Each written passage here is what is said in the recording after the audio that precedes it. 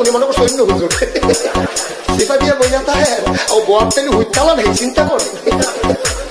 না বইয়া থাকে পরে কইতাস আরো কইতে আরো কিছু কথা লইয়া যান যাইতে যখন দুইটা কথা লইয়া মুরব্বী